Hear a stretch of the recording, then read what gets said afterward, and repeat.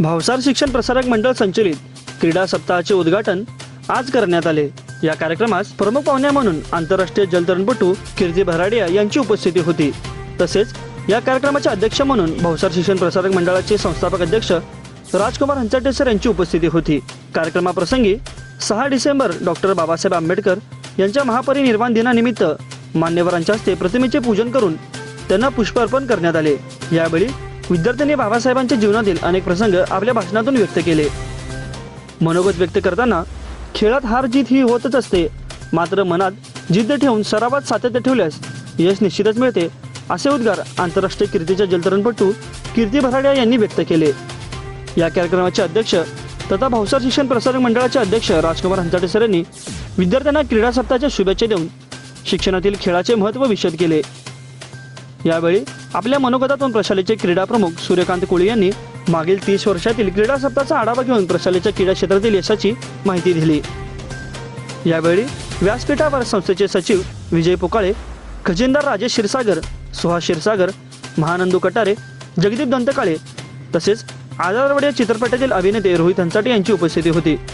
क्रीडा सप्ताहाच्या उद्घाटनानंतर सहशिक्षक अविनाश वळसंकर यांनी विद्यार्थ्यांना क्रीडा शपथ दिली। कार्यक्रमाचे प्रास्ताविक मुख्याध्यापक भगवान माने यांनी केले। पाहुण्यांचा परिचय सौ रूपादेवी राजगे यांनी केले। सत्काराचे वचन पर्यवेक्षक गोपीनाथ नवले यांनी केले। सूत्रसंचालन सुमित औशेकर यांनी केले, तर आभार प्रदर्शन प्रशालेचे क्रीडा उपप्रमुख सौ रेणुका खमितकर यांनी केले। सर्वांना माझा नमस्कार। सर्वप्रथम मी आपल्या सगळ्यांचे आभार मानते, मला इथे बोलवल्याबद्दल, माझा सन्मान केल्याबद्दल। खरं असं म्हणायला काही हरकत नाही की क्रीडा सप्ताह म्हणजे आपल्यासाठी एक सण आहे, कारण वर्षभर आपण अभ्यास करतो, वर्षभर आपण फक्त अभ्यासासाठी मेहनत करतो, पण एक आवडता विषय राहून जातो तो म्हणजे खेळ। आणि आपल्याला त्याची संधी देतात आपले शाळेचे शिक्षक, आणि आपली शाळा आपल्याला संधी देते खेळण्यासाठी। तुम्हाला माहिती आहे का खेळ हे कशासाठी खेळलं पाहिजे? खेळ खेळणं हे फार गरजेचं आहे। आपण रोज अभ्यास करतो, अभ्यास करून कंटाळतो, पण खेळ खेळून कधी कोणी कंटाळलंय का? नाही। आपल्याला आपले पालक अभ्यासासाठी मागं लागतात, खेळण्यासाठी कोणी मागं लागतं का? त्यासाठीच आपल्या शाळेचे जे शिक्षक आहेत आपल्याला खेळासाठी आता मागं लागतायत, त्यासाठी हा क्रीडा सप्ताह भरवला जातो। की कीर्तीची जी कीर्ती झालेली आहे, मला वाटतं की त्यांच्या आईला जन्मताच माहीत झालं असेल की आपली मुलगी काहीतरी कीर्ती करणार आहे, म्हणूनच तिचं नाव कीर्ती ठेवलं असं मला वाटत असेल।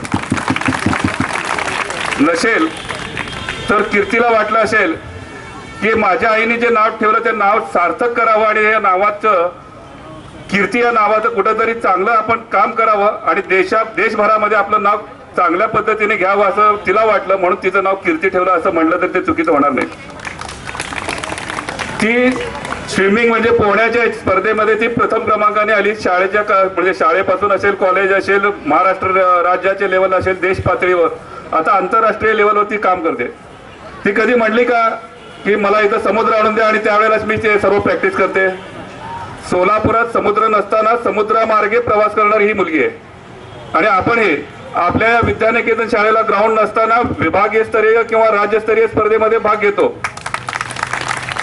खेळाडूला खेळत असताना ती सांगितली होती आपल्याला की कुठल्याही अडचणी न सांगता आहे त्या ग्राउंडचा असेल, आहे त्या म्हणजे साहित्याचा वापर करून आपण आपलं ध्येय साध्य करायचं आहे। अतिशय मोलाचं मार्गदर्शन तिने सांगितलेलं आहे।